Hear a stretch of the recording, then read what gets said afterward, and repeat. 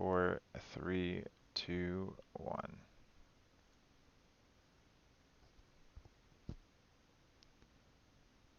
All right, everybody, welcome to a special episode. We have a special guest today, that fat fellow. He's going to be sharing his gravy today about all of his research when it comes to Atlantis. I'm personally super excited about this because I haven't done much research when it comes to pre-flood type of era, and that's at least how I view it. And I guess we'll kind of get into that as he goes over that information.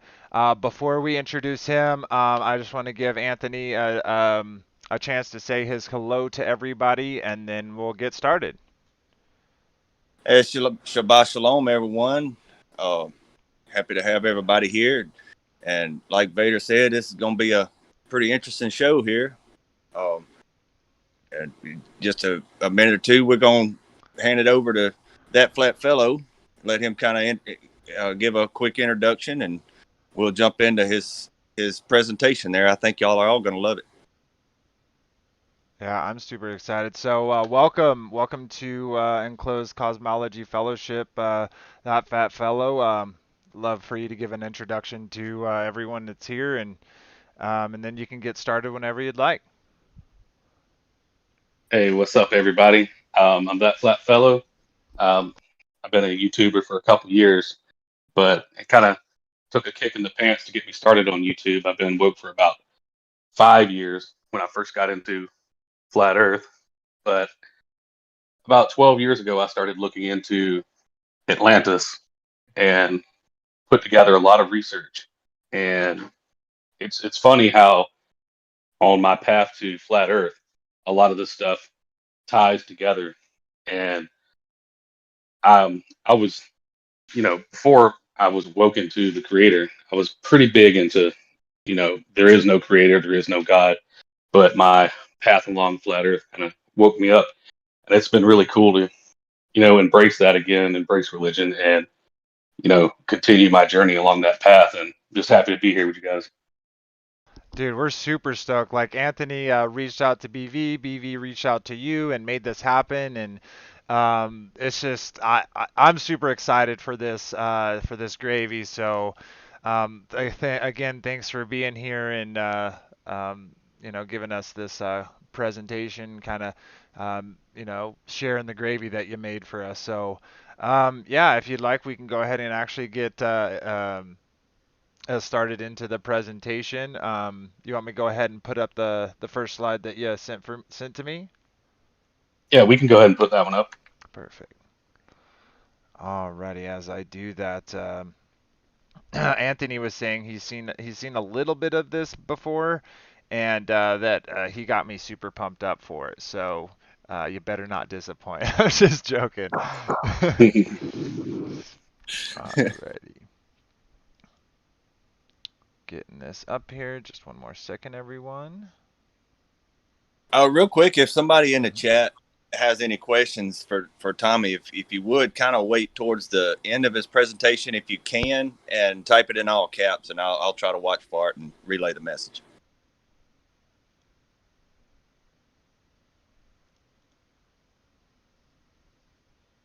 All right, so here's I got go ahead. I got the stream one too, so if I see any questions, I'll post them. Awesome, Or I'll thanks. let you. Thanks, Frank. All right, so I'm almost done here, popping it up. Had something a little backwards, so 1 second, guys. Boom. All right, so here's your first slide.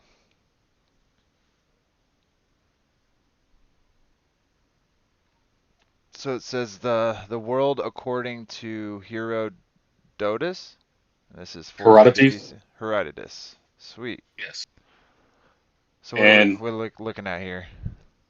well, I'm going to lead up to that because Okay. that right there is brand new. That's something that I've discovered within the last couple of years and really delved into lately because most people overlook this map up until recently.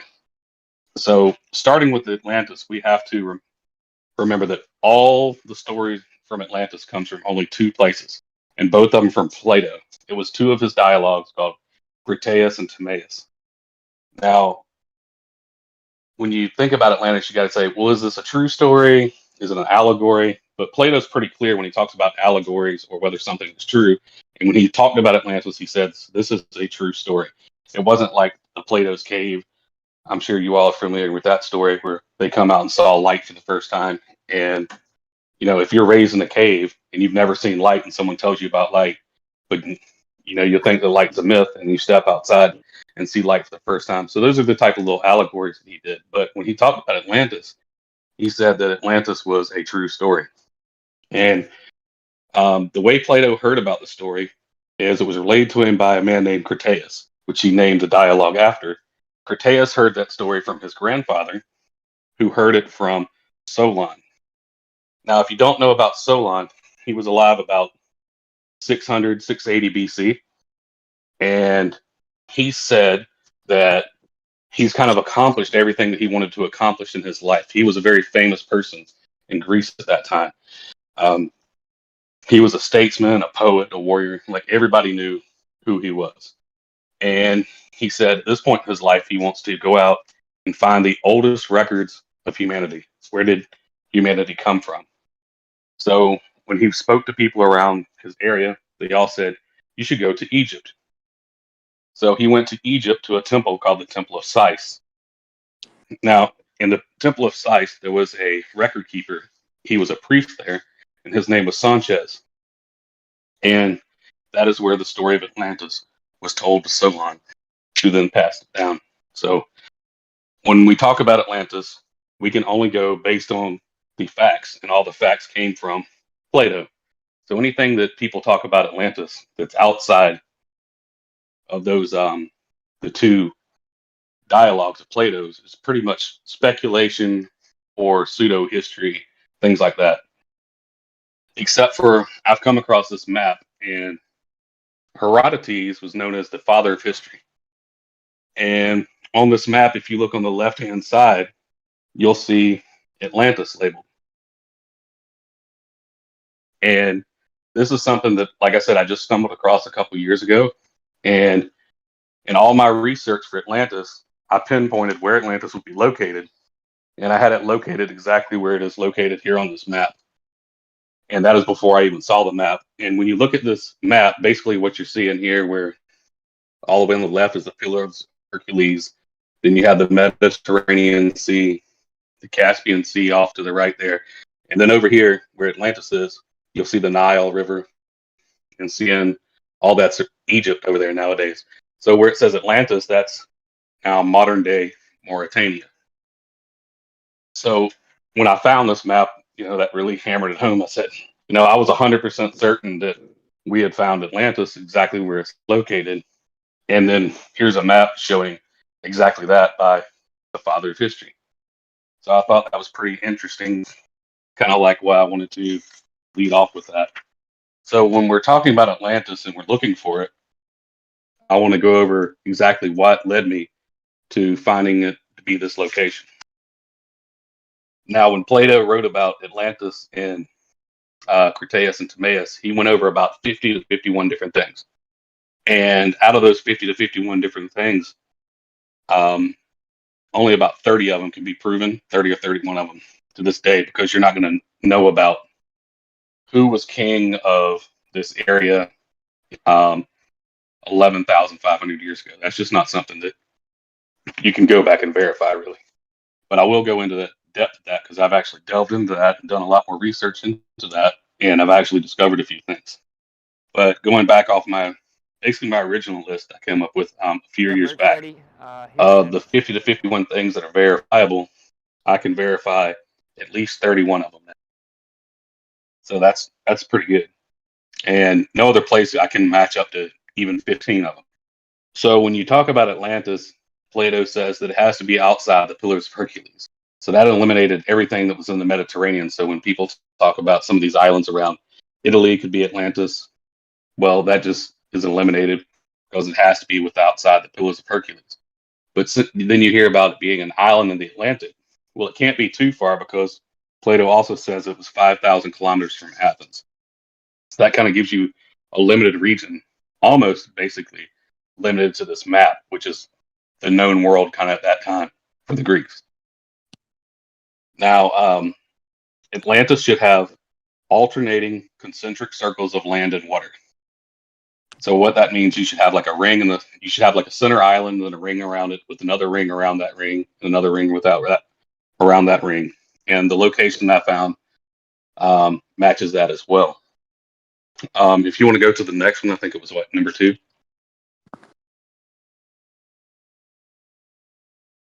It's kind of shows you, I think, a picture of Atlantis is what most people think that Plato's description is. Yeah, I brought that up for you. All right.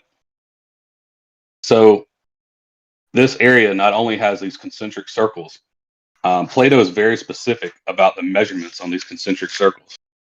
And when he talks about the measurements on them, he refers to them in stadia, which I'll tell you now, since I didn't know what a stadia was, and I'm sure most people don't know what a stadia is, but one stadia is 607 feet. So doing the math, Atlantis should be 77,089 feet, which is 23.5 kilometers wide. So like looking at this picture here, that outer ring of Atlantis should be 23.5 kilometers wide. And then he goes over the measurements of the inner concentric circles as well. And not only does this area match exactly 23.5 kilometers wide, it also matches the measurements for the inner circles as well. So when you come across something that matches exactly, it's really hard to overlook that. Plato also said that there would be mountains to the north. And when you zoom out and look at this area, you can see that there are mountains to the north. And Plato said these mountains were black, red, and white. And to this day, when you go to Mauritania or look at photos of Mauritania, this area, which is, I'll go ahead and let you know, it's called the Ricot structure. If you want to flip over to the next picture.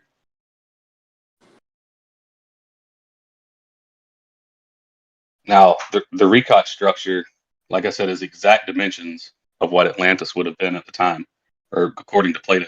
So the fact that we can go there to this day, see the exact dimensions of something, and see that there's mountains to the north that are also the black, red, and white as described. And then Plato says that there's rivers that flowed from the mountains to the north. Now you can look at this picture and you can see that the mountains from the north, you can see the lines in the sand where the rivers used to flow. He said to the north of these mountains was a flat plain, and it's kind of hard to tell in this picture, but the plain to the north is like a plateau, and it is completely flat, just as Plato described. And he said that it almost was a perfect rectangle. And to this day, that area that is above the mountains is a perfect rectangle. So that's another one of the things that just matches up there. Now he says that you should be able to traverse to Athens by sea. Now, that'd be very difficult today because this area is 1,500 feet above sea level. So you might ask, well, that tells you that this isn't Atlantis. Well, getting to my flat Earth journey, one of the things about Antarctica that I learned was that Antarctica has been rising at 1.6 inches per year. So when you do the math, in Solon, when he visited and talked to Sanchez, the priest in Sais, he said that the story of Atlantis was destroyed 9,000 years ago, which would be 11,600 years ago total from today. So it was 9,000 years before Solon. Now, what's funny about that event is that if you take the calculations of the Antarctica rising at 1.6 inches per year, and you multiply that by the 12,000 years or 11,600 years, you get around 1,500 feet. So you're only off there by, a couple hundred feet of this being at sea level. And if you actually look at the height of the concentric circles, even if the sea level had rose to 1,500 feet, then the rings around this area would still be close to being above water, which would put it perfectly where you would want it for your ships to come in and out of the circles. Now, when you raise the sea levels to that level, what you'll see is there's an opening to the south. if you look here in this photo, you'll see that, directly, you have the mountains directly to the north, directly there to the west. There's kind of like an opening, but then south of that opening, there's a little gap there. You'll see like a brownish area. And when it gets yellow and white right there, that is an opening that when you raise the sea levels, it would go all the way out to the ocean. And this area is exactly it fits within the 5,000 kilometers to Athens that Plato's described.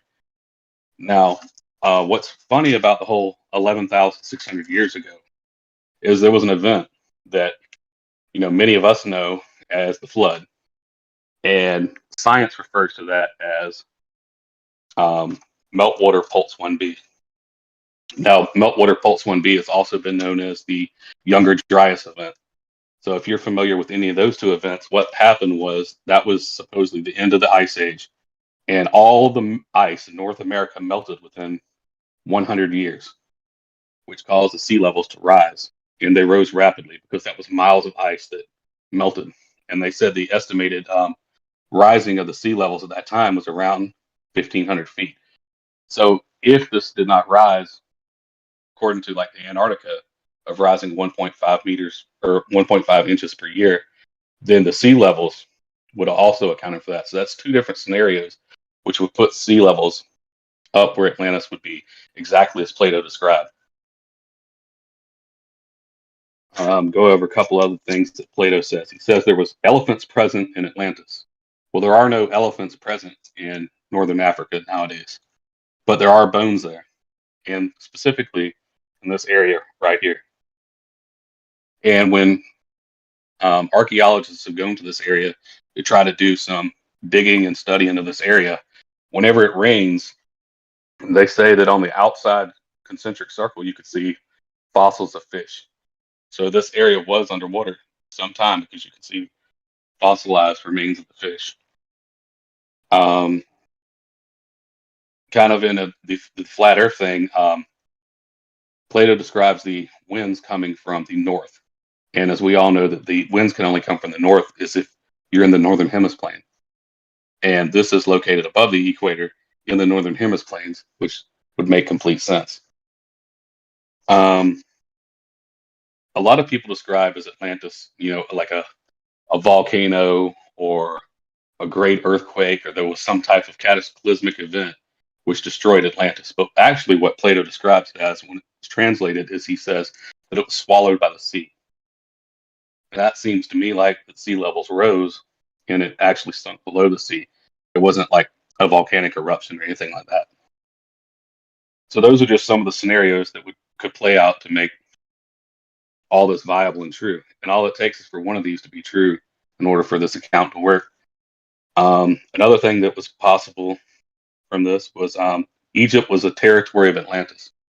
Now, if we look back at that original map, you'll see that the Nile River, 11,600 years ago, did not run north to south like it does now. It ran east to west.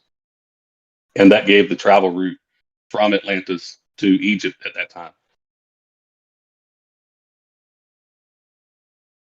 You might ask, why don't we go to the Temple of Sice and verify all this information? Because he looked at the carvings on the wall. He looked at the different stories and stuff that they had, the hieroglyphics that were on the wall and things like that. Why don't we go back here to the Temple of Sice? Well, when the Nile River shifted and went north to south instead, you have the Nile Delta there, and all the area where all these temples were flooded. And I don't know about you, but I'm not going to go down there and get eaten to look for stuff like that. And you might say, well, why don't they send like an archaeology team out here to this area, excavate it, and figure out what's going on if so many people are starting to think that this is Atlantis? Well, I did see in chat someone asked what the diameter of the eye of Sahara was. It's 23.5 kilometers. This area, pull up. I got basically a whole book of notes written down about this. Bear with me a second. The area of Mauritania is off limits. It's classified as too dangerous for American tourists to go, and you actually have to have a special permit to leave the capital city of Mauritania and that can only be given out by U.S. government employees with special authorization. So that is why it's not there, because there's the Mauritanian Travel Advisory. So it's one of those things where we could go somewhere and find answers, but we're not allowed to go, kind of like in Antarctica. So it just seems like all these places we could go and get answers, we're not allowed to go. Because they care about us so much that they don't want us to die. Exactly. And you look back at the work by James Casey, and he talked about the Sphinx, and underneath the Sphinx is the Hall of Records. Well, they did what's that ground penetrating radar they do, and they try to see what's below it. Well, they see that there's a cavern below it, and he discovered where the doorway would be to the Hall of Records that were under the Sphinx. Well, Egypt will not allow anybody to go up under there. It's just another example of, okay, well, there might be answers here. Can we go look? No, no. So, let's see. I'm just trying to go over the 31 things that I have identified to put this as Atlantis. Well, real quick, what Go would ahead. be what would be the main dangers of somebody going to this particular place? Like, why would it be restricted or off limits the way it is? Well, it's just in a lot of turmoil. Well, it's a lot of turmoil right now, just like it was in the Ivory Coast. That's similar area, this whole region. The military just took over that country, murdered the entire royal family, and it's now, basically a military-run country. I think that happened in the late 2000s, and then it's been, okay, we got a new king, and then they murder that family, and another, the military takes back over. So this whole area is kind of in turmoil. So they say that is unsafe for us to go somewhere like this. But there have been a few studies that were done here, and the reason why that they wanted to go ahead and get one of these studies done is because Plato is very, very specific about Atlantis. And he said that if you dig on the outer ring and you dig a well, you will not get fresh water, you will get salt water. And then if you dig a well in the next ring, you dig down, you will get salt water, not fresh water. The same thing on the third ring. And then on the center island, if you dig a well, you'll get fresh water. So they went to this area and said, okay, if this is Atlantis, that has to match. They dug the 3 wells on the outer rings and then dug a well at the center. The 3 outer ring wells all bore salt water in the middle of the desert, which is pretty odd in itself. And then you dug down in the center ring, and they only got fresh water. So it matches once again exactly as Plato described. Trying to go over some other things here. Like I said, the Atlantis is outside the Pillars of Hercules. It's within striking distance of Athens because that was the biggest enemy of Atlantis at the time. But some of the things, when I got to like 31, I just said, man, I can't get over these things about the kings and stuff like that. So I dove into that, and I've been looking at that a lot lately. And Plato said that the first king of Atlantis, his name was Atlas. So I went back and I looked into all the history of Mauritania, and I finally found some articles, and they talked about the first kings of Mauritania. And the very first king of Mauritania's name was King Atlas. I mean, what are the odds? Another thing is Plato said that the area was rich in iron, gold, and copper. So I looked up the GDP for Mauritania. To this day, the metals that they export, which 44% of their exports is iron, and then gold and copper. So just as Plato described. He also talked about the city was covered in orichalcum, and orichalcum's been kind of like chalked up to myth. Okay, that's one of those mythical things, kind of like Atlantis. They're all myths that kind of go hand in hand. But they also said that the city of Troy was a myth until the late 1800s when they discovered that the city of Troy was real. So just as such as Atlantis was kind of discovered in the 1960s, but hasn't been fully excavated. But I'm 100% on board that this is Atlantis. Orichalcum was discovered in 2015. A bunch of ingots were found in a shipwreck in the Sea of Galilee. And that's when they found the orichalcum. And it was made of the iron, gold, and copper, just as Plato described, and which is to this day the exports of Mauritania. So that's kind of like the 31, which I've already gone up to, I'd say about 33 of them now. One more that I just discovered within the last couple of weeks that a lot of people have been looking into is they say that Atlantis, they worshipped bulls. They did the sacrifices for bulls and stuff like that, which is why a lot of people kind of put it in the Mediterranean, which doesn't fit as Plato described, because that was the only culture known that was the bull worshippers, which is the Minoan culture in the Mediterranean. But looking into it and doing some research, I discovered that there's nomadic tribes in Mauritania. They're known as the Peels. They worship a god named Gino, who created the first holy bull. They're bull worshippers, and they're located here in this area. So just another piece of the puzzle that matches perfectly. Plato said to the south of Atlantis there was um, a plateau, more of like a plain, where he just goes into a lot of description about different canals and things like that. But one of the things he goes over is the dimensions of. It's kind of a rectangular shape, but it's much larger on one side than it is on the other by about a third. And trying to find my notes on that. Anyway, it matches the exact measurements.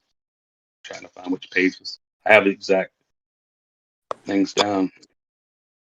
Anyway, it matches the exact measurements of what Plato described. So that's another kind of a thing. So people say, what happened to the Atlanteans if Atlantis was destroyed and the sea rose up and swallowed it? What happened to the Atlanteans?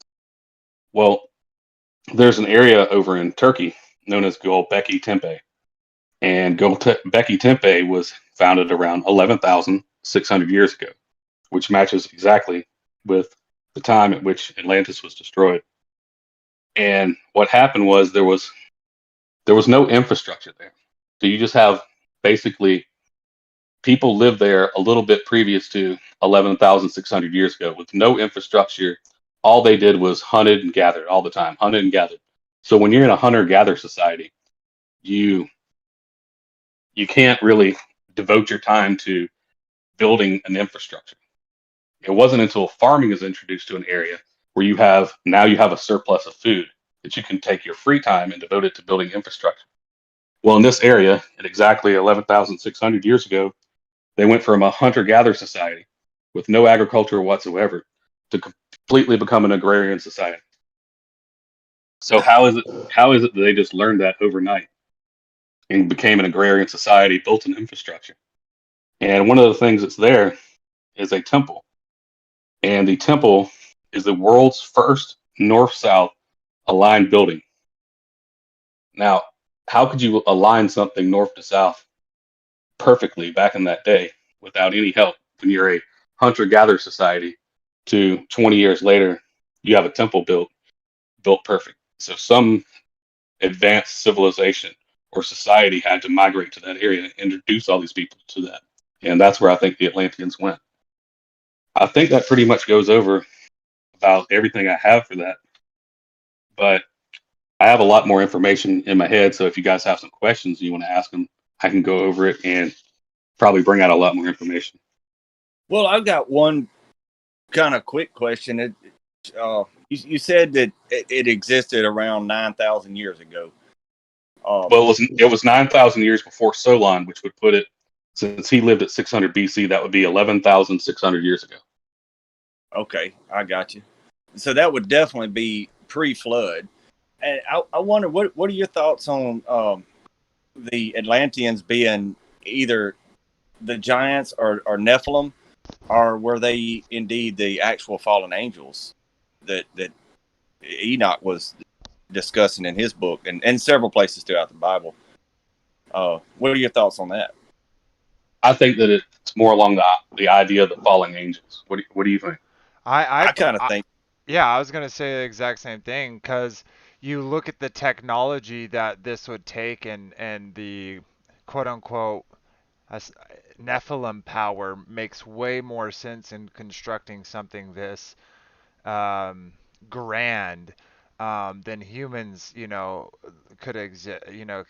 And an interesting thing that you brought up is that other culture that kind of went from hunter gatherers to boom having this, temple 20 years later,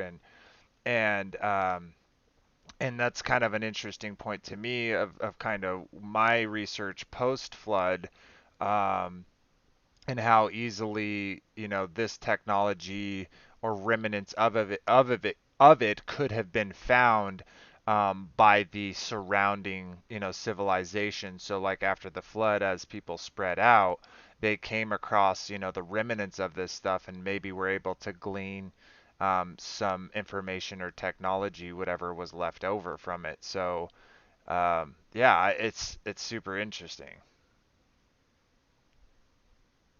I agree. And what do you guys think about the time of the Great Flood? If you had to put a date on when the Great Flood would be, what would you put it at? Huh. That's a good question. I don't know if I've ever been asked that before, but A lot sooner than what they say it was. yeah, I gotta agree. I don't think it's when that we've all kind of known it to be or whatever. Um, that I'm kind of a young Earth theorist, I guess. As far as the age of the Earth itself is a little less than 7,000 years, but there's a lot of good theories and observations about it. It could be roughly 10 to 12,000 years old. Uh, some stuff that I'm finding out lately, like in the Book of Jubilees, about Adam and Eve lived in the garden for 7 years. Okay, well that's 7 years that's unaccounted for as far as the canon of 66 goes. Uh, that that's just another 7 years added to what we already know of today. So I'm not totally against the 10 to 12,000 year old Earth. Well, doing my research into not just Atlantis, but there's another theory. It's called the time before the moon. Are you guys familiar with this theory? I'd love to Hmm. hear it though. So, pretty much every ancient religion beyond Christianity, Islam, Buddhism, Hinduism, they all talk about a great flood, and they kind of date it. But what they all have is the exact same story, from the Hopi Indians to the Zulu tribes of Africa, the Aborigines of Australia. They all have the same story, almost word for word. It said there was no moon. The moon was brought here, and this kind of goes into anti-flat Earth. But just because you don't understand something doesn't mean that it can't be true. Because Right. we just have to look into it and keep researching until we find the right answers. But they say as the moon was brought here, that the waters of the earth were drawn up, and they rose and caused a great flood. Now, when I think about um, the Hopi Indian story, they talk about they were protected by like a great force field that protected their entire civilization. A barrier or a firmament was put over them to protect them from the floodwaters. But if you align this flood through all their religious texts at a certain date, it kind of coincides with Meltwater Pulse 1b, or the Younger Dryas event of 11,600 years ago, which once again falls into the story of Atlantis, where all these stories talk about a great flood, and they all kind of date it at the exact same time. So could the Great Flood have happened around 11,600 years ago? And we do have a young Earth. This is, you know, kind of like a new beginning of humanity. This next, after the Great Flood is the New World, and that could just, who knows how long the floodwaters were there? They could have receded 6,000 years ago, and then now we have the area that we have now. What do you guys think about that? So yeah, Yeah. Reseed, come back. Reseed, come back. Go ahead. and just like with it busting open from the deep, it makes it seem like, um, you know, when that happened, it broke something. So the normal system of the waters being like contained below was now like the seal was cracked. So that water coming up and down like an ebb and flow makes a lot of sense because there's no longer there wasn't that seal had been opened, and so it allowed it to kind of come back and forth. Um, so this is kind of to do with Atlantis. So Atlantis is like one example of this like pre-flood, these pre-flood civilizations. Have you looked around? Because like, um, I haven't done much research into Atlantis, but from what I had read from Plato and just the generalization of the information, I always wondered if this was like the crown jewel, like the main city of these beings. But then they probably had, like different tribes or groups that also had not necessarily in structure similar, but similar cities that were maybe not as grand or robust as Atlantis, but them kind of spotted around not just this area, but around the plane itself. Have you found any Exactly. evidence to other cities that are similar to this, or do you feel like this was kind of the city? So Plato goes into a description about how big the city actually is. When we look at this area and we think about Atlantis, think of it as New York. Now, New York City is the capital of New York, but New York itself is a state. Kind of like Atlantis was the capital city of a much larger empire, the Atlantean Empire. So there were many cities around at that time. And Plato goes into describe them, and he talks about how many people Atlantis had. Um, Atlantis had over 60,000 lots or plots of farmland. So the plateau was divided up, and so you can just think about how many families that would be. The military, the Atlantean Navy had 1,200 ships, 800,000 foot soldiers, 200,000 horses, 10,000 chariots. Now add all those up, like how many soldiers that you've got there, and you've got around 1.5 million soldiers, assuming that each ship, had about 100 people on it. Add up the foot soldiers, the people that would use the horses, the people in the chariots. So you get, and the U.S. Army nowadays only has 1.5 million people. So you're talking about a military that would rival the same number of people that were the U.S. military at that time. And he talked about the different colonies of Atlantis, and the main one was Egypt, with Ramses and their military.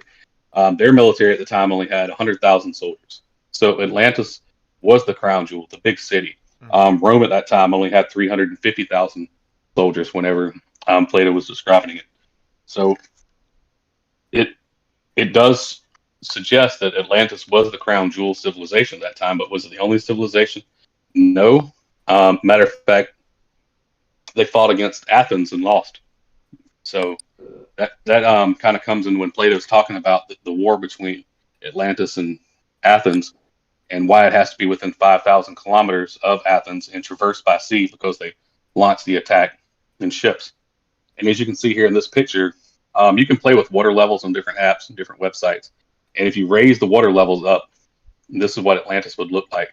The streams to the north coming off the mountains, and this is the recot structure with the water levels raised.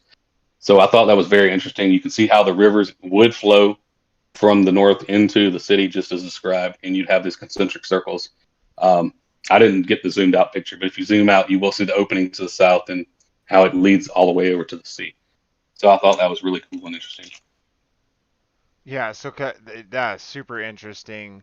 And so the reason why I kind of asked that question is if we kind of like jump from Atlantis a little bit, go into the future with the flood, we know that, like there is debate on where exactly the boat came down, but we know it's in this within this general area kind of that you showed here, give or take some. And what's really interesting that to me about that is eventually that same area is where not necessarily where Atlantis is, but that general map that you have, the first one we showed, um, is a right round, the plains of Shinar where Nimrod built, the Tower of Babel. And so why I was super interested in this and seeing where, like, because I had never really thought about Atlantis. I kind of had that idea that it sunk, sunk down into the ocean, kind of the the Disney story that it's like way down. And so the reason why I bring that up is because the type of technology that I imagine that they would have had in Atlantis. Well, now looking at this map, it's like, wow, that's actually really close to around the area that that Nimrod would have built his tower and his crown jewel. So it's like kind of what I'm getting from you, at least my interpretation, is Atlantis was kind of the crown jewel, like the first world order, and then you see the second world order popping up right in this same area, and so it kind of even it kind of kind of confirms for me that the things like the pyramids and all these great monoliths that are all around these areas. Um, it just makes so much sense because it's not like, yeah, we see a lot of monoliths all across the plane, but we see a lot of them specifically in this area. And I know, like, just thinking about it, okay, they come out of the ark and the sons get this land and then they have children, and kind of like a sparrow, right? Like a sparrow's in a tree. Well, the babies, when they hatch, they're not going to make a nest in that exact same tree. They're going to fly until they have their own kind of area and then make a nest. So same thing with Noah and his family and his sons. And then as they're spreading across these areas, you're having civilizations pop up around around these same areas of either Atlantis or their outposts, and you mentioned one of them being Egypt. So the fact that they could have gleaned information from these civilizations, either like just looking at it and being like, oh, like we could do something like this, or actual information and technology left over in writings or however. And so it's just really interesting to see Atlantis put where it is here on this map, considering all the information we know. Like we know the Greeks are right here, and they were um, they built all these grand temples, temples of Zeus, etc. And a lot of the quote unquote world wonders are like very close to all these this they're all within this area.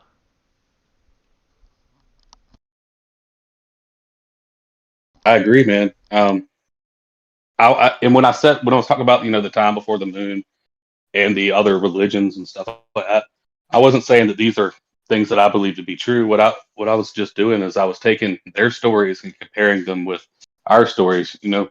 Over time, stories change and become embellished upon, one thing or another. But what's funny is that the timeline seems to be the same, no matter what religion you look at.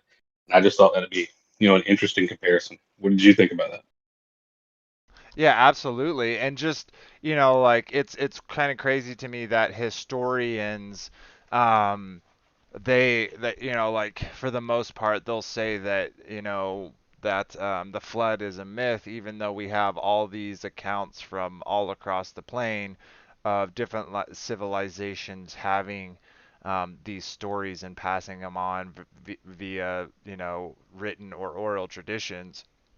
And then kind of to tie that in with what you're saying of all these stories and how they're lining up with a lot of the stuff that we see in scripture, and then you know to compound on that, we have a lot of kind of physical, um, even though it's somewhat speculative, we have physical proof of those quote unquote myths, um, as real events or real places or real happenings. And then of course, humans like to embellish stories, so I could totally see that happening.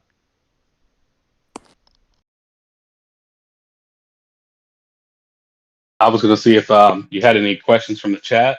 Um, I know this is a 2 hour stream, but my presentation is only about 45 minutes. Oh yeah, no worries. And also all those that are here in the stream with us, um, that are here, if you want to unmute and you have a question to ask, please do so.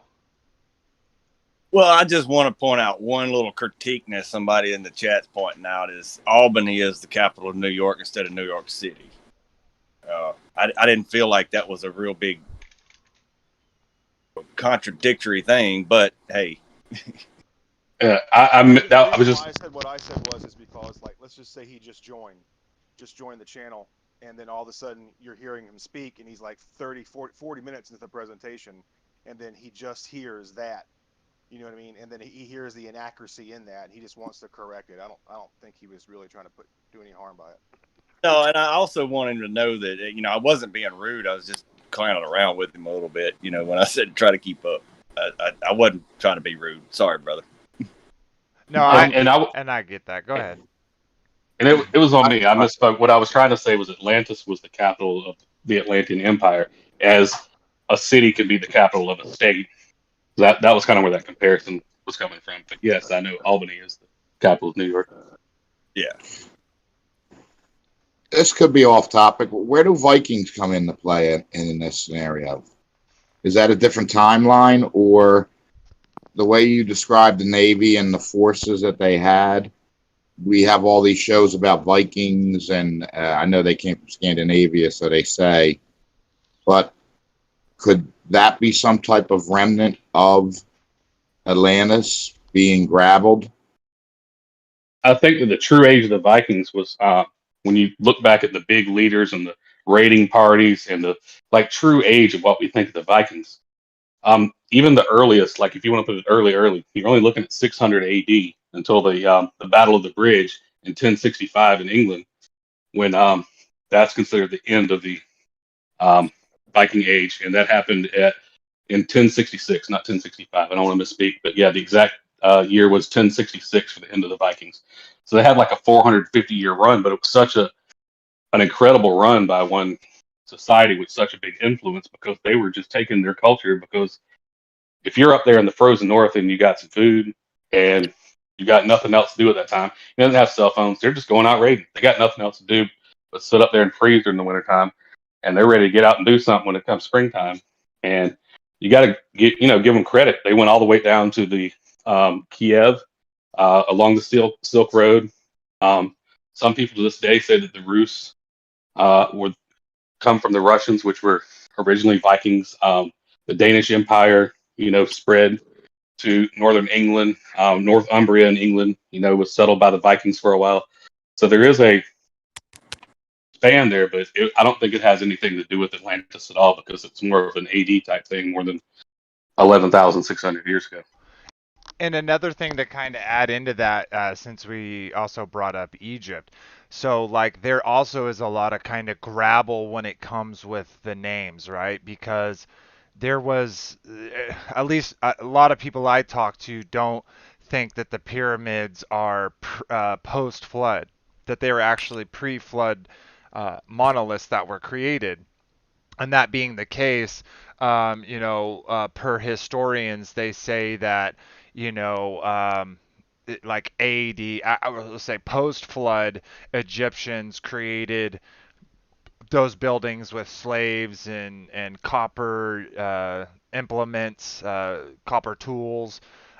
So I think there's kind of a lot of grabble. So um, with tying back in the Vikings, and kind of what I was saying before, as these people groups are spreading out from the boat from post flood, they're all going to the back to these different regions, and they're coming across information, technology, culture of the previous people beings that were there, and then kind of adopting some of that iconography, symbology, culture in general. So when it comes to the Vikings, and looking into their religion, with Thor and one of the biggest reasons why they're raiders, or as they're claimed raiders, is that they are, like they get to their heaven, they get to Valhalla, by having a honorable death in battle. And I think that type of mentality goes back to these other beings that created these other civilizations, that then were kind of settled around after the flood happened, if that makes sense. Yeah, I I agree. got something Same. I'd like to share, if Good. that's okay. I got something I wanted to share, something along the lines of the cataclysm that you guys were speaking on. From what I remember, from what I was listening to in a presentation where you had like the motherland, if you will, like either whether it be Lemuria, Atlantis, but I think that pyramids were used in the motherland too, if you will, pre-cataclysm or pre-flood, and then when the cataclysm happened, or when the land started sinking, if you will, or they all had to separate, you had all these tribes and groups of people that separated, and that's why. Um, Egypt and the Mayan cultures were so very similar in their hieroglyphs and their pyramid buildings. They were trying to recreate it as they remembered it from their motherland. So that's why everything was so similar. They had to separate and move to different parts of the world after the cataclysm, but they tried to rebuild their world as they remembered it. And that's why you had pyramids. And I personally think that pyramids were functional buildings, especially like the Pyramid of Khufu, because 10,000 years ago or a long time ago, the Nile was supposed to run directly close to the pyramids. And the pyramids there's lots of caverns and whatnot and tunnels underneath the pyramids, and the aqueducts, they would fill up, and it would also fill up the pyramid. It was actual a functioning building, where it could possibly produce power or something like that. But I don't know. What do you guys think about the idea of Egypt and the Mayan cultures, or in that area, they were recreated in the eyes of how it was on their Lemuria or Atlantis, and they tried to recreate it when they had to separate or leave after the flood or cataclysm. I've got something to say on this one. This has been a pet project or belief of mine for a long time. When I read about the Tower of Babel, one of the things that came out is they said that the purpose of the Tower of Babel was so that man would not be scattered across the face of the earth ever again. And when you investigate the placement of Egyptian pyramids, they're all placed within line of sight of each other. Every single one. From one pyramid, you can see the next. And then you go to the next one and you can see the next one. And it's like a massive line of sight complex all the way across the entire nation of Egypt. And recently, a young man used a star map to he placed it over South America. And he had the theory that the South American pyramids were placed in the form of the constellations upon the face of South America. And he discovered, I think it was 13 new cities that no one had ever found before, all of them with pyramids and ziggurats, etc.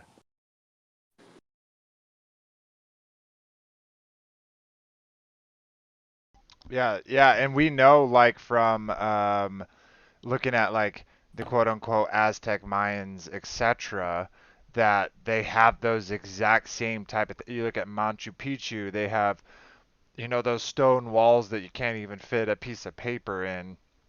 And so it's really interesting to see that kind of technology kind of spread out.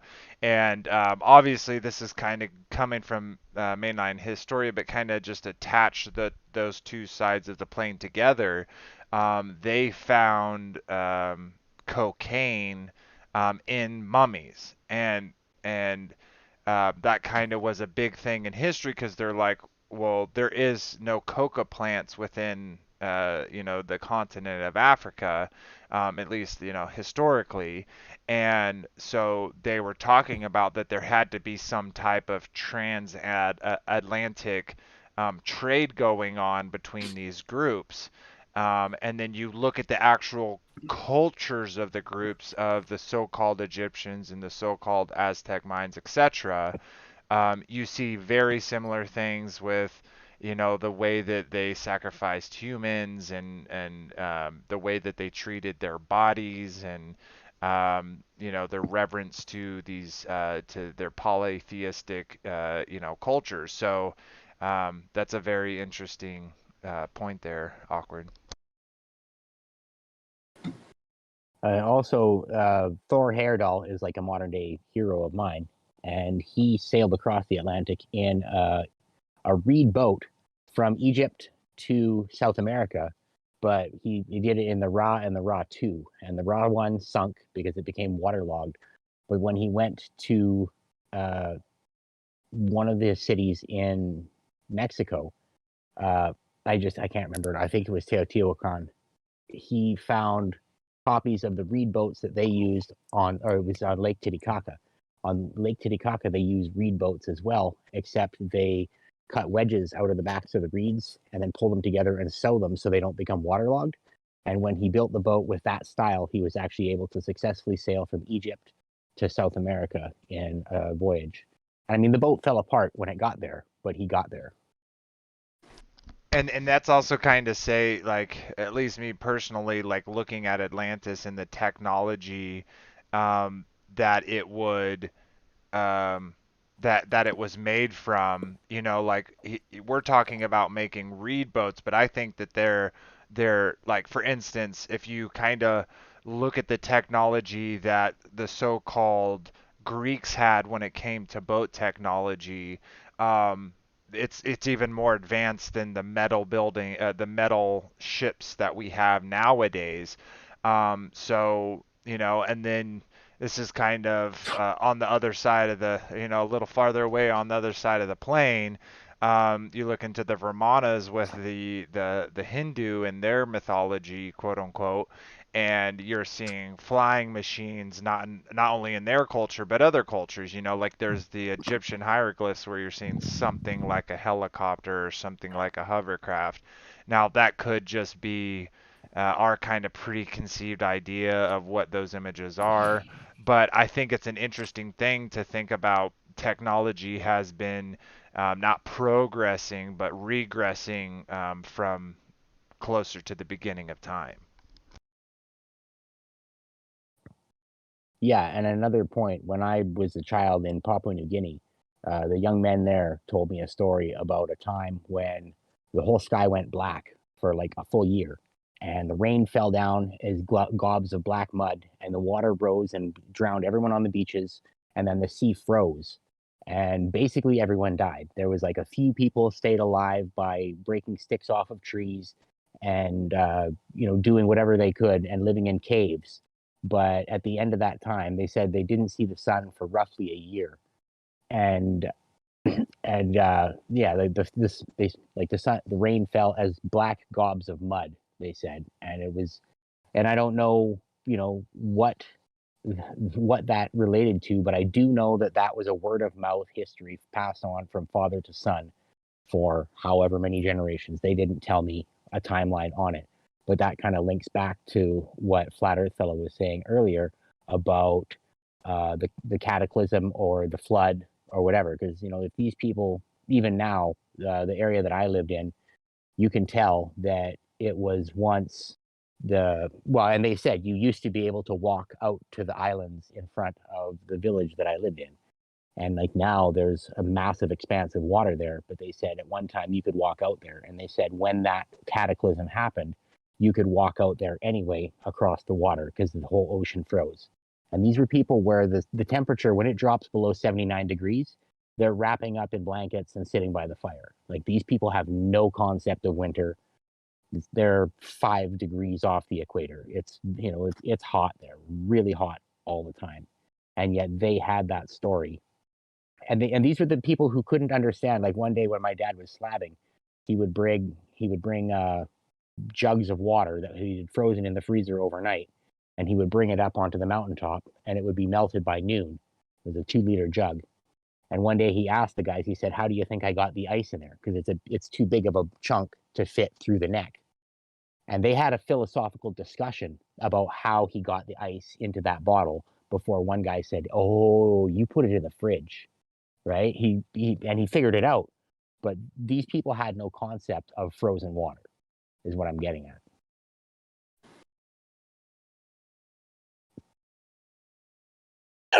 A little bit of a same. Well, I don't know really how to explain it about the black mud that was falling, but I had a vision of that. Um, I mean, I know the vision, but it wasn't ice though. It didn't freeze. It was more or less fire. Uh, I basically saw the firmament break open, and what came in it was just onyx black, and it was filled with embers. It burned everything up. But maybe this for a different time and everything. But that black rain or black mud falling, that sounds a little familiar to something I've actually seen before. Flat Well, fellow. and the thing you have to remember too is that these people were thousands of miles away from any kind of cultural context that we can read about or study about, right? This is like just north of Australia. These people until the 1930s lived in a Stone Age environment. Yeah, flat fellow. Can you elaborate on the technology of Atlantis? Plato doesn't really go into a large, detailed description about the technology itself of Atlantis. He talks more about what it looked like, what the appearance was, how big the farms were, the 16,000 lots, being. Let me get back in my notes here real quick. Can't remember. I think it was 18 and a half kilometers each. So Hey, flat we fellow, I've got a question for you.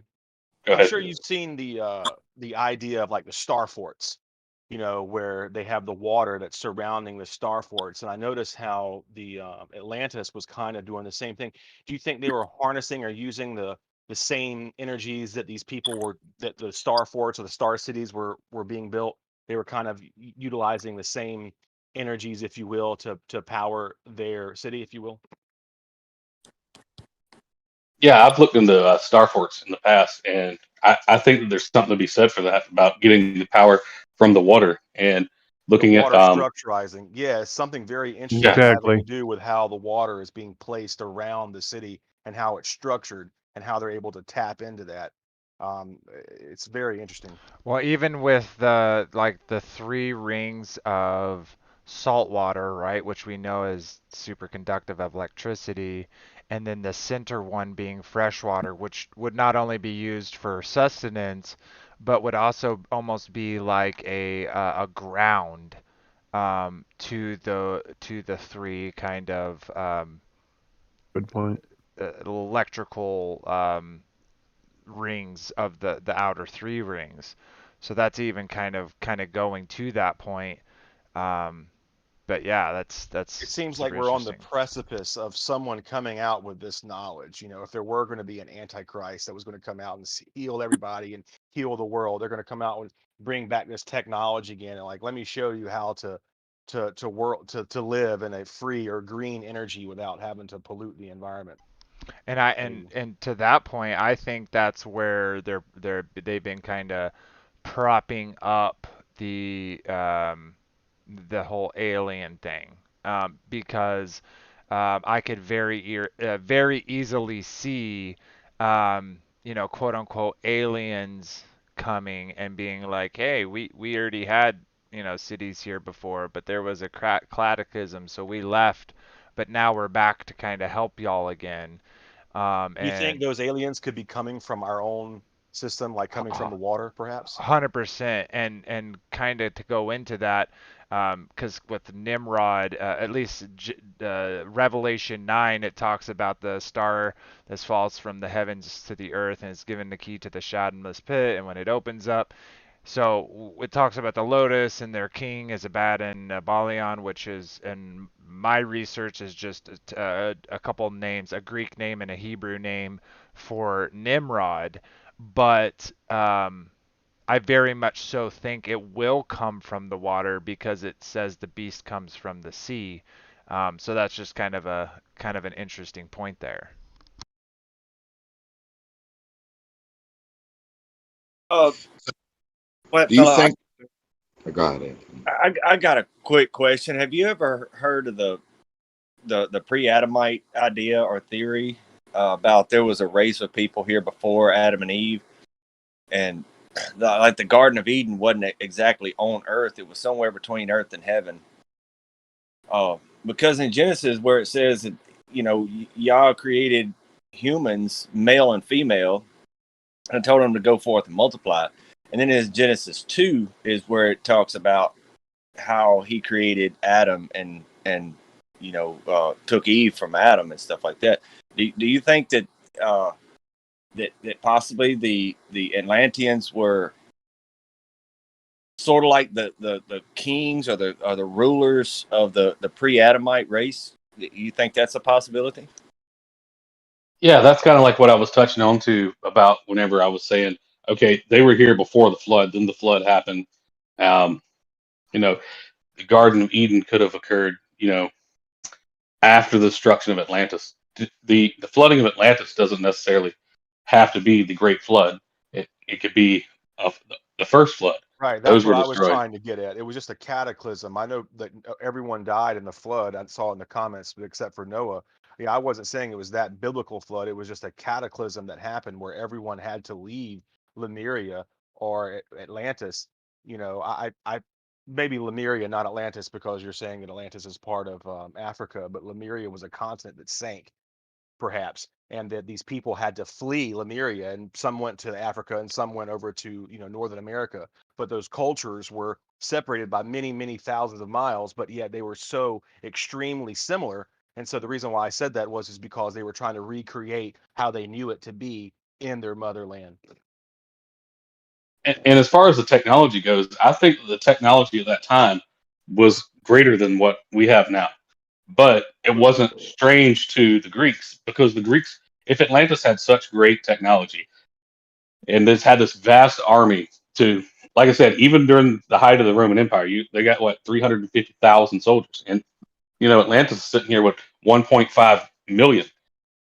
Athens, the little city state of Athens, would not have been able to overtake an army like that unless they had a similar technology to the Atlanteans. And like you said, using the water for power and things, I think that's right along the lines of what they were doing there. Did they build this device? I don't think so. I think it was more the leading theory of how this area was formed was that magma underneath it kind of created a bubble. And as the caldera collapsed, you would collapse and you would have the remnants of that original calderic dome. And then you would have it happen again, but it doesn't have the same force as the first time. So when it does it the second time, it's a smaller ring as it collapses, and then the third time, even smaller ring. And that's how the concentric rings were formed. But I think they utilized that area using the technology they had at that time and said, "Hey, this is the perfect thing." But I believe that everyone in the area had the same similar technology because they shared technology because everyone was kind of um, you know, city states, basically, for lack of a better word, of Atlantis. They were all colonies, and you're not just going to have one place across the Mediterranean with this great, crazy technology, and then across the other side, it's just a bunch of basically barbarians in comparison to an advanced technology. I think they all have this advanced technology. It's been forgotten over time. Exactly.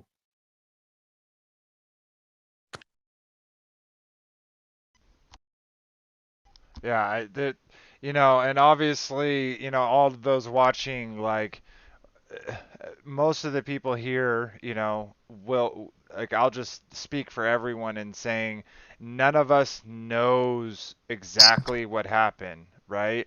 And so when it comes to kind of divisive things, all I'll say is as long as we're all willing to acknowledge, like, hey, this is my belief, this isn't exactly how it happened.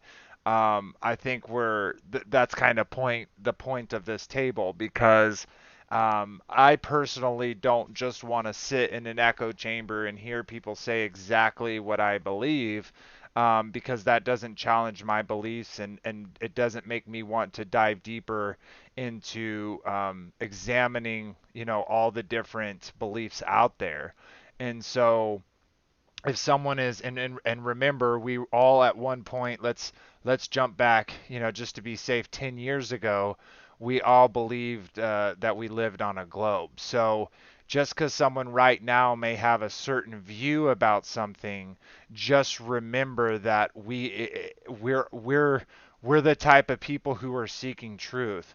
So if truth is shown to us and it contradicts our belief, I hope any and all of us would be willing to, kind of drop that pride of that knowledge or wisdom, however you would like to put it, and be able to say, you know what, maybe this idea is correct. Even if you don't jump on that side and say it is correct, you could at least see some of the points of where they're coming from, because the truth is somewhere in between all of this information. And so the more that we can, and I've said this a million times, the more that we can sharpen iron with iron, which requires heat, friction, and the removal of material, the better we're at least doing for ourselves in seeking that truth. So don't get caught up on one person's view about one thing or the other. Remember, we're all growing, we're all learning, and we're all seeking the truth. And I hope that all of us would be, again, willing to drop a belief if we find evidence that goes contrary to what we hold at this point. Well, I think all of us have been really successful in doing that because we have all dropped the complete globe belief structure, you know what I mean, and stepped away from that indoctrination and now are starting to. So we definitely have a community of individuals that have the capacity to be able to do that for sure, for sure. So, Yeah, I agree. Oh, so go ahead. Sorry. yeah, so we all kind of feel that this alien invasion that they're talking about is going to come out of the water. They're obviously hiding the existence of Atlantis. So, is it safe to say that they're going to declare themselves Atlanteans when they do emerge out of the water and say we've been here for all this time, and they give us this great technology that's been in our realm for thousands of years? Any thoughts on that? Well, let's say that they were the actual fallen angels that are talked about in the Book of Enoch. Let's just say that they would definitely know more than us because they were basically created, you know, 5 or 6 days before us. Uh, they and they fell on their own accord. It's not that like Yah just pushed them out of heaven. They knew the workings and the divineness of Yah, of Yahuwah.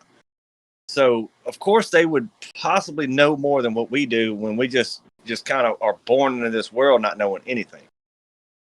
Um, I definitely think we should keep an open mind about all possibilities that we possibly can. As far as the aliens being the Atlanteans, I'm not real sure. I'm not real sure if there's actually beings on these supposed spaceships that we see. I don't know. They could be drones. I don't know, but I do know that Hitler had them in World War II. I mean, that was what 60 years ago or something like that. 80 years. I'm not good at math right now, but um, we know that he had them back then. So why couldn't we have them right now? Yeah, well, my theory is that it's probably going to be electromagnetic technology. And we know that electromagnetic technology runs off the water because of the star forts. It sounds like Atlantis was a giant star fort, and they harnessed the electromagnetic energy of the pole, and they used the water as a conductor of it with the salt water, the three saltwater rings. So, and we know that Hitler made hovercrafts and that flew and came out of the water and probably got their energy off the water. And most of the alien sightings have been over bodies of water. Yeah, I was actually just going to bring that up. The quote unquote Pentagon released footage literally shows those Yeah, crafts yeah, dipping down and vanishing into the water. So, yeah, I think it totally has to do with the water. And then we go to Revelations, we see the beast coming out of the sea. Very, very interesting, exactly. interesting there. One of the things that I've noticed in my studies is, and this is another one of my pet theories, right? So shoot holes in it all you want. It's it's free game.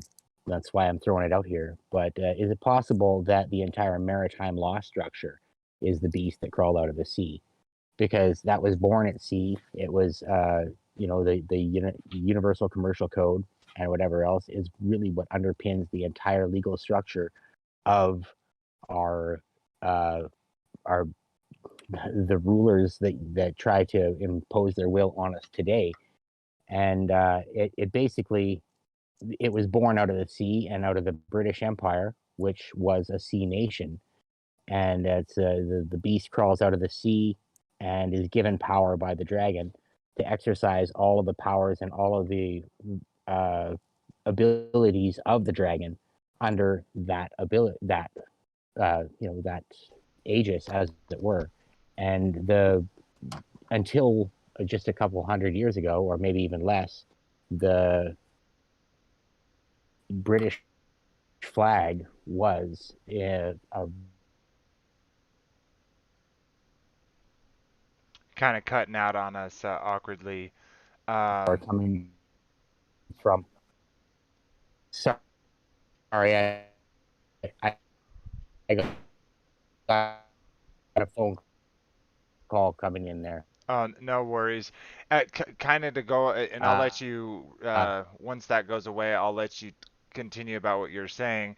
I think one thing, though, personally, is I'm not I saying you're wrong, but I was think that just there's going some to wrap up interest. there with like Okay, the go idea ahead. that the dragon would be a time law structure. Yeah, sorry, it's Yeah, sorry, my you're just breaking up kind of hard He's on got our a big my side. delay. He's got a big delay. data connection here is limited. Somebody put a comment 1 second in the here. chat. Most of the grid is Actually, already. I'm gonna step out for a minute. I'm gonna step out for a minute to take this call. But yeah, I was just gonna say like the authority of the beast comes from the dragon, and the flag of England was always associated with the story of Saint George defeating the dragon. Hmm. And I think there's a lot of spiritual things to Revelation. So I'm not like a one or the other type of guy. Like I don't think that what you're saying is wrong. I personally think there's going to be a physical manifestation of the things in Revelations, but there's also spiritual echoes of those things that happen like in a spiritual way as opposed to a physical way.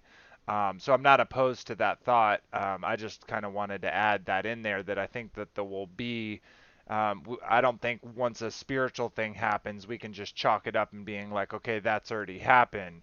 I think that those could be foreshadows or echoes of something to come. Just as a thought to throw it out there. Clover to Clover put a comment in the chat. Most of the grid is already laid out. You can go to the middle of nowhere and there is a grid.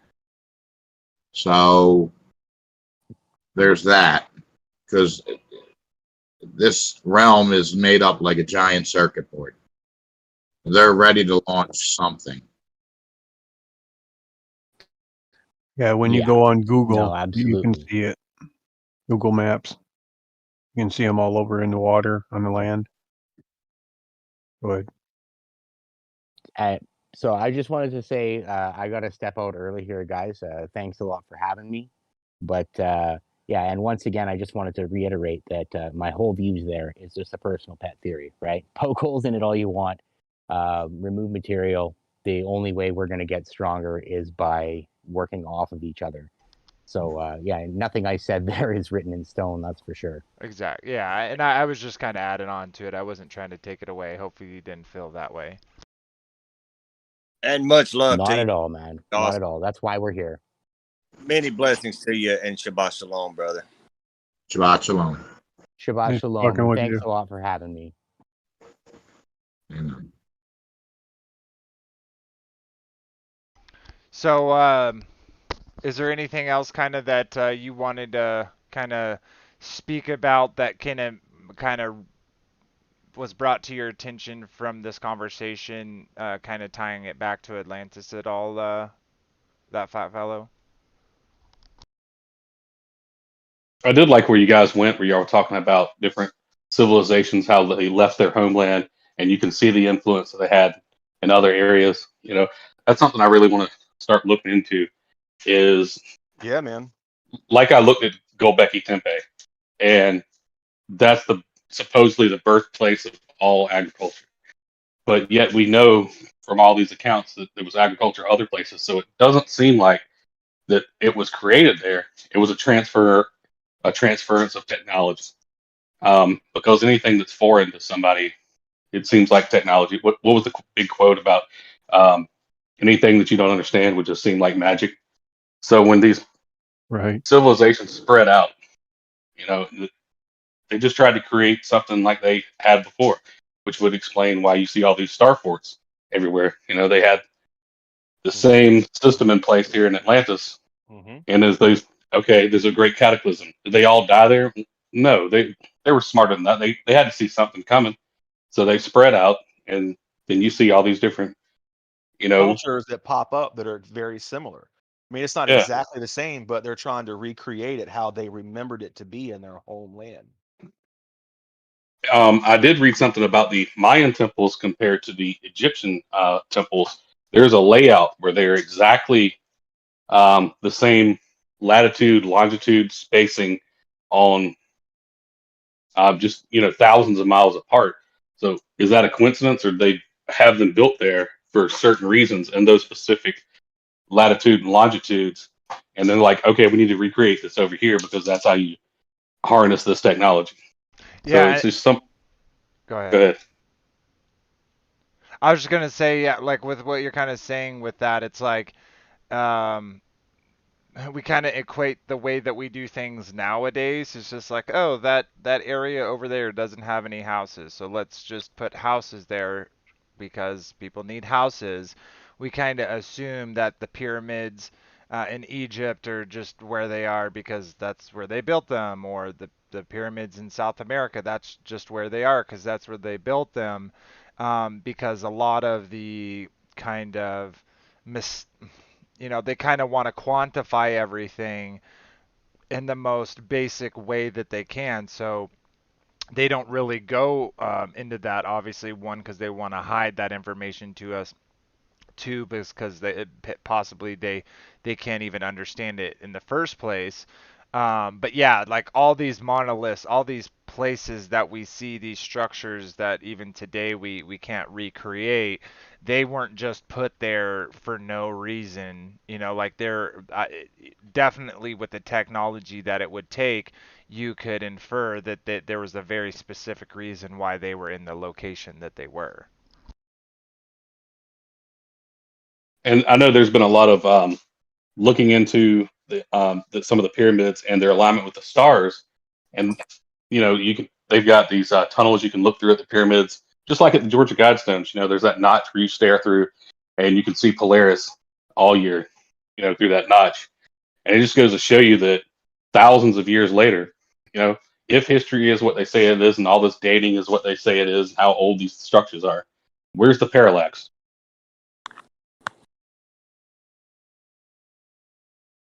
Well, I'm pretty sure none of us here are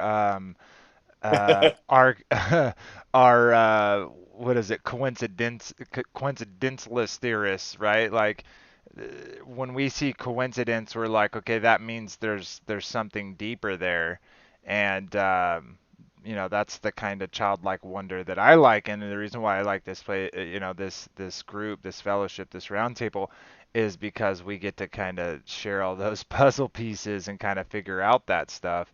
But yeah, there's where there's coincidence, there's gravy to be had for sure. I absolutely agree. And the reason I was laughing because I was like, "Oh, this is a little over my head right here." I love it though. I love y'all, man. I thank y'all. Oh, well, there is no Hebrew word for coincidence, and it also says that there's nothing new under the sun. So everything that they've done and they're doing, it's all been done before. They know more than we do, and they're hiding a lot of things. And they're hiding it right in plain sight. It's up to us to just ask the Spirit to reveal things to us. And I think this roundtable and this group has really been knowledgeable and seeking out the truth.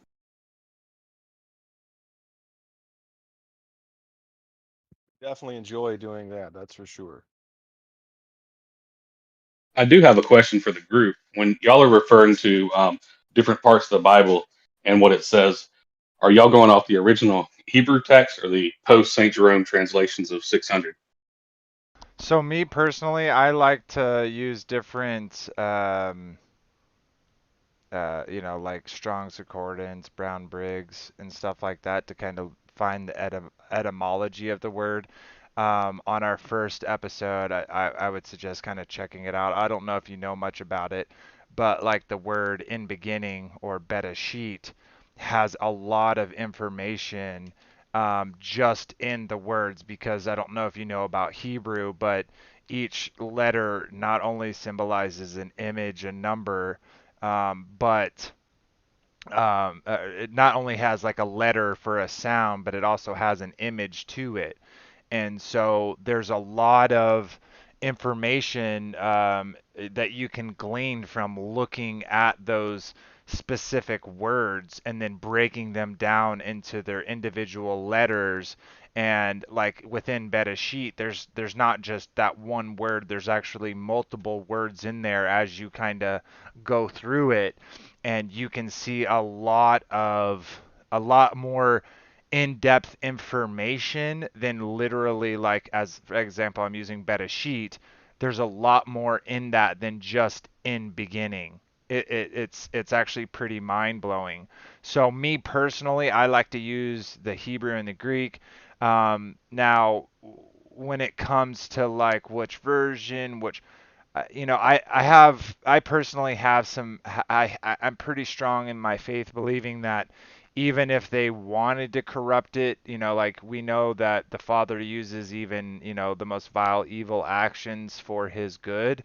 So it wouldn't surprise me if there have people that tried to grapple specifically the scripture, and as much as they try, they can kind of only go so far. And we know, like with, for instance, like now, of course, you can say the Dead Sea Scrolls are, are not real. Like, I totally get that side of the argument, but if we even look at the King James version and what we found in the Dead Sea Scrolls, like word for word, it's exactly the same. Like literally nothing changed about it. So can things through transliteration be lost?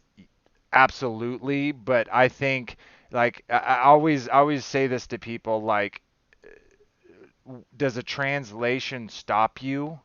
Like what would stop you from seeking the truth? If the answer is nothing, then it doesn't matter what type of roadblocks or things that they put in the way. You're gonna find, definitely, if you're being led by the Spirit, if the Father is in your life and you're wanting to do His will, then He's going to reveal those things to you in due time. And so I know that's kind of a long way to answer your question, but me personally, I use King James version, and I mostly do that because I love the way that it sounds, like the literature style of it. But I'm not like a person to say, oh, it says this word, so it means this word. I go back again in the Hebrew or the Greek and actually figure out what that word means. Now I know that I'm then again looking at someone's belief on that of what that word could mean. But I definitely think that like there's no barrier that the evil one or his followers can do to stop us from seeking the truth, as long as in your heart you know that there's no blockade that would stop you from doing so, if that makes sense. But And, what and, go ahead, Anthony. and so I'd like to kind of curtail off of that a little bit about what Vader was saying. You know, I, that flat fella, you've kind of known me for a little while, but you might not know this about me, but I've read 11 different translations. Uh, they're all in English form, but I do go back to the concordances as well. I mainly use the Strong's Concordance. I'm not real familiar with the other ones, although I do use them at times. Um, I'm also kind of dipping into the Aramaic a little bit. Uh, the reason that I'm dipping into the Aramaic is because from what my research has led me to is that it's the oldest known English translation that we know of. It actually predates the Greek Septuagint by 250 plus years in some places. Uh, also, uh, when it comes to that, I'm not only scriptural. I don't only go off the Bible and the 66 canon or the 80 canon or the 90 or however many books are supposed to be in it. I also go off of my own intuitions and uh, like scientific facts and stuff like that. Back when I first got into the flat Earth thing, I never thought that I'd be sharing this with anybody. I just wanted to know it for myself, you know. So I went and spent thousands of dollars on these cameras and different tests and all these thermometers and different things and you know, I was just proving it to myself, which I honestly I didn't have to prove it to myself. I just wanted to see the factual evidence of it.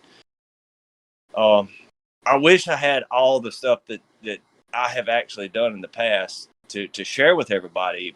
Um, but and I'm working on getting on some of that, getting some of the evidence that I've done, like redoing tests and stuff like that, to where I can share stuff with other people because I never knew I'd be in this position. Um, but anyway, I hope that kind of answers your question about the group. You know, we might butt heads from time to time, but at the end of the day, we're going to still love each other and we're going to shake hands and kind of go our separate ways. Not necessarily separate ways, but you know, live to fight another day, so to speak. Yeah, and to kind of to piggy off of that really quickly is that's kind of what this whole point of this channel and this Discord is all about.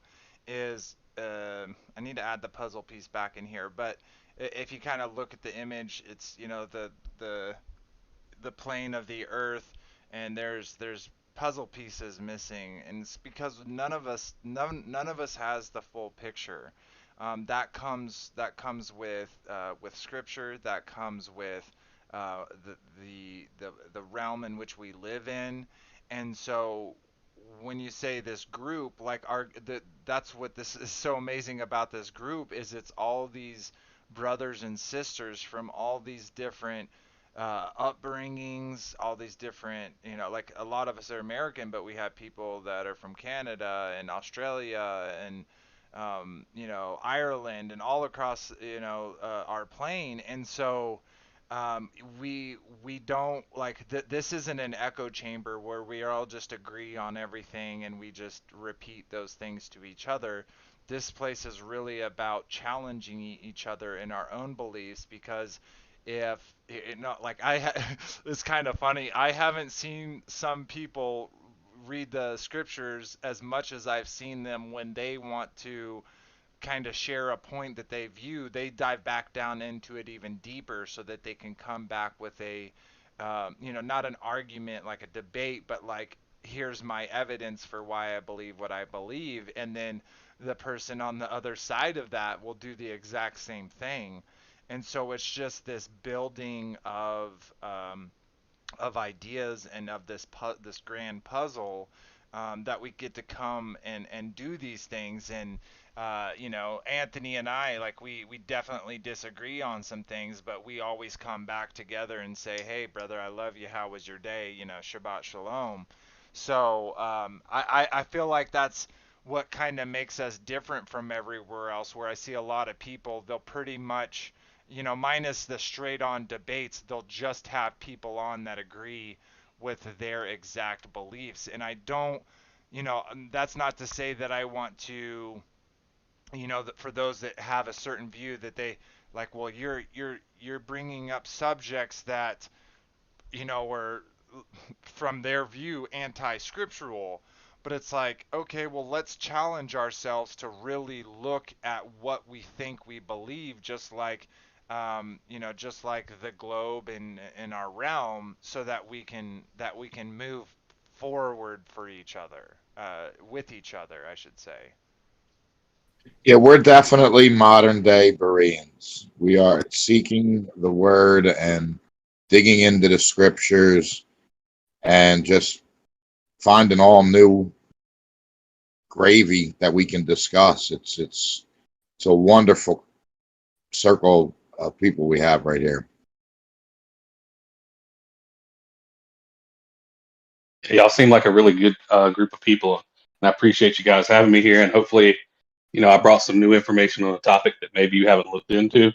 But I've been doing it for about 12 years for Atlantis, and while some of it doesn't align completely with some of the things that I believe in personally, or people here believe in, like you said, we have to challenge ourselves to open our minds and look at new things and see how that actually fits in and relates to what we do believe in.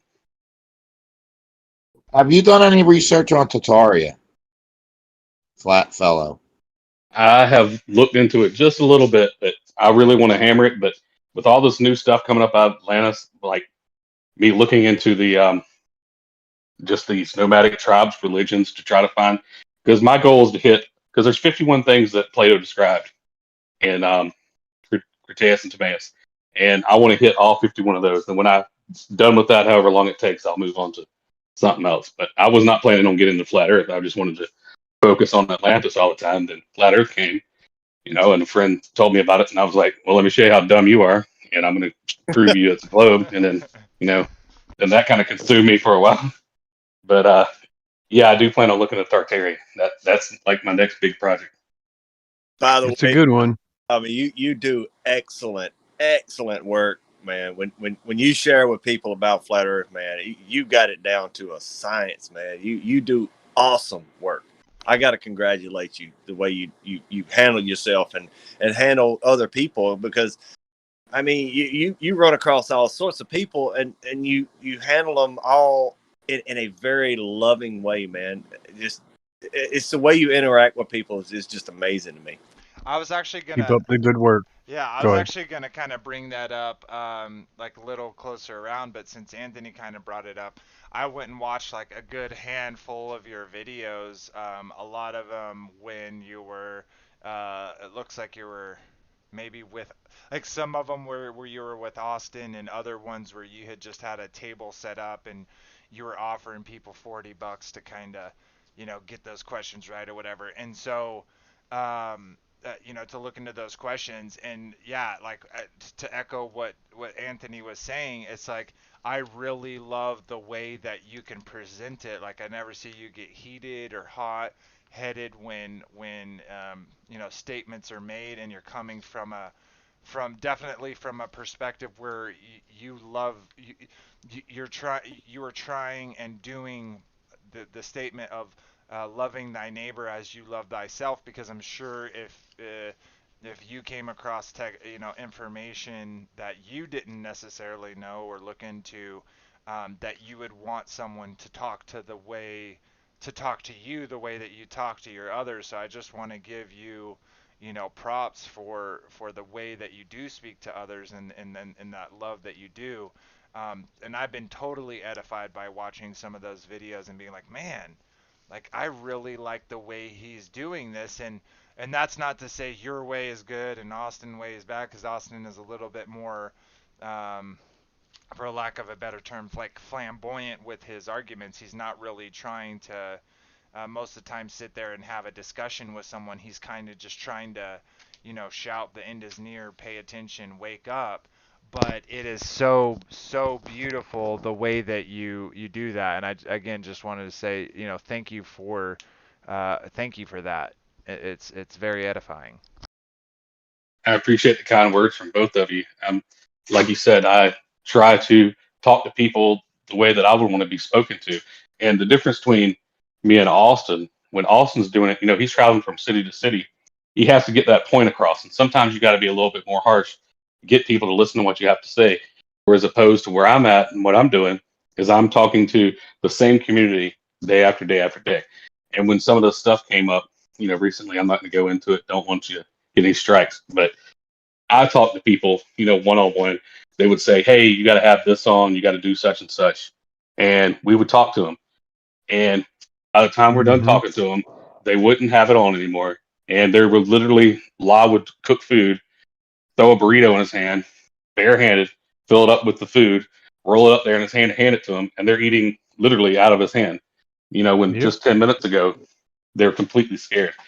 And it's just the fact of, changing the minds of the community that you live in. And when I feel like that I made a big enough difference in my own personal community, I want to inspire other people to do what I'm doing here in the community, what I'm doing. That way that if we all take, the initiative to get out and change the minds in our community together, then one of us doesn't have to travel and do what Austin's doing. There should be a group in every city, already doing this. I want to wake people up to the truth. And it all started with me a couple of years ago now. And I was just holding up a sign that said, "Ask me about flat Earth." That's it. And people That's a would walk really up and good ask, vision, that fellow. That's a really And good here vision. it is. And here we are. and, Back. we got a big meetup next Saturday. And we've had up to 25 people come out now. And where it just started with me, everyone in the community sees what's going on. And even when this whole thing was going on over the last year, in the area when I'm talking to, if you go back and watch those videos, it's 50-50. I have not seen video of any other place really in America where it was even that low of a rate. So it's about be the change that you want to see. And if you can get out and show people what the truth is and you exemplify that truth and you talk to people how you would want to be talked to in their position, because I was them 5 years ago. And it's just, I feel like that's just the way to go about doing it and hopefully to inspire other people to get out and do it too. That's the whole reason I have that channel. It's not for how many subs can you get? Do I want to monetize my channel or nothing like that? I just want to inspire other people to get out and do what I'm doing. You're just Certainly. replicating yourself. That's a really good vision. Yeah, and that's kind of like what this channel, like, I, how many people were watching streaming. Like, obviously, the only what I'll say is obviously the more the better because the more puzzle pieces that we can bring to the table. So I definitely want it for that reason. But when it comes to the whole, making money from this, it's definitely not my goal. My goal is to is where I am, um, where I'm at with this at least is I'm kind of greedy when it comes to other people's puzzle pieces. Like I want all of your puzzle pieces because I know that I can't do it myself, and it's you in the chat, it's you in the Discord, it's you in the streams that are edifying me and bringing me to a place where I have to challenge myself and I have to go into scriptures and I have to, you know, really think about the things that I believe, and that right there is like I kind of said this earlier in the chat, like when people go out hiking, you don't go hike so that you can get to the end of the hike. The whole point of it is the journey, is going along that path. And that's what's beautiful to me. And like obviously the more you do it, the better you get at doing it. And you can obviously see that in your videos and your move at, like the way that you do those things. But kind of to go back to what you were saying of going out there and doing it, I definitely have a desire to do that. For me personally, I live in Utah, so I'm in Mormon country, and I don't know if you know this, but literally the globe model is intrinsically tied to the religion. So Hmm. what kind of sucks about that is, I'm kind of up against a whole state that views the world a certain way, and maybe that's even more reason why I need to be out there. And I would love, like not just me, but others here on the channel and in the Discord, I would love to see this channel be more than just this, these discussions, but also like people going out there and doing, activism and spreading the truth, and then being able to share what we each did and what we each kind of accomplished, for lack of a better word, in that journey. And so you saying that kind of is to me is a little bit of a I'm feeling a little convicted that I haven't been doing that. So I want to say thank you for that as well. Well, flat Earth, I believe, is the pathway to enlightenment. When you know where you live and the realm that you live in, it exposes all the other lies that you've been told from the time we were toddlers till now. And when you know that the place you live, who created it, it was created for you to live abundantly and multiply. It's revelation. It just gives you so much more insight on what's going on in our realm. And your message, Flat Earth, Flat Fellow is, and I like the whole thing of replicating yourself, because I think we're all starting to be called to do that. I know me and Nick are starting to get into this, and we're doing shows. We're in a band, and we're going to start setting up Flat Earth boards and posters. We're getting shirts. We're going to start becoming activists on this at our Christian shows, so that we will be spreading this word also. That sounds amazing, brothers. I can't wait for this to progress. This is only the beginning, and the more people like you guys that we get on board, and the farther the word spreads, the better off we'll be. And we've been doing this Flat Earth variety show now on my channel. It's a little something different that I started, and I'm trying to reach people all over the planet that have never even heard about Flat Earth. So, talking to people like this one group that I talked to in Kenya, this guy not only did I flat smack him, he went out to his community and flat smacked people in his community, got them together with a band, and made some Flat Earth music. And I think it's really important to just not just overlook the fact that we have these communities that we need to wake up, but it's the whole world. Everyone matters. And what you Yeah. guys are doing and what you guys plan on doing in the future, expanding and get out and do that activism, all these communities matter. And the more people we have, eventually the majority will win out, and we will be the majority, because the truth will always prevail. It's like a calling. It's like Yah's giving us a calling to spread this word and to illuminate and to break the spell of deception that this whole realm is under. Yeah, it's a responsibility once you learn. You have to. It's almost like Yeah. a divine obligation. I got a quick question in the chat. Maybe one of y'all know a little bit better. It says Nomad 666 said, "Can anyone link me to an accurate flat Earth map?" Now, the best one I know of is the Gleasons, and For sure. maybe y'all know a little bit better one. Maybe. Hey, Tommy, drop it. No, I think the Gleason's map is really, really accurate, but I will drop a link into the chat. I think I can get on the YouTube without leaving this, but I will drop a link that has all the maps. I'm not talking about 5 or 6 maps, Right all on. the maps. I just Beautiful. posted something from It's a Digital good Commonwealth collection. that has a And really I'll, good map from Gleason's on it. if you would, that flat flow, just post something so I can mod you, and then you can share that link. Yeah, great idea. That's what I was gonna say too. Just post something. Hey, Sweet. hey, flat fellow, have you ever seen anything about the moon being a natural map of our realm?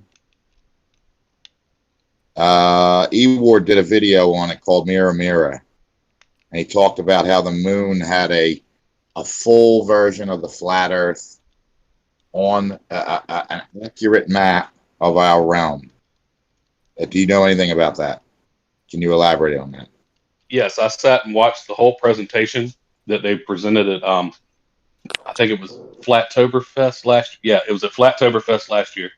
Everyone was sitting around a table with David Weiss, and they did the presentation about the map of the moon reflecting the Earth.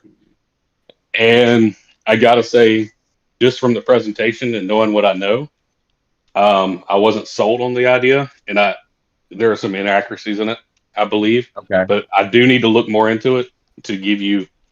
I can't say 100% that's not accurate because I haven't looked all the way into it. I'm basing it on that hour-long presentation that I saw at Flattoberfest.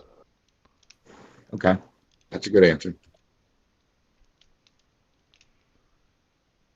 All right, guys, we got 7 minutes left. So if anyone had in the chat that has any specific questions about Atlantis, or they have any, oh, I gotta go do it over here. They have any questions for that fat fellow about his activism? Please go ahead and probably the just just put them in chat and I then got a we'll question ask. for that fellow. How much is it, when you go up to the flea market, how much is it really to get that spot? How much are you paying a week to kind of, get that spot up, to do your thing? So we've expanded now to where we get 3 tables. What I've invited other people to do is if you have something at home just sitting around, bring it with you. Mm-hmm. Set it on the 3rd table that we have, and you can sell the stuff from your garage, whatever. Collect that money. That'll help you out. And a lot of times the people just donate the money back to us, and that helps pay for the flyers. But as far as the cost, Right. it's I want 51. to go.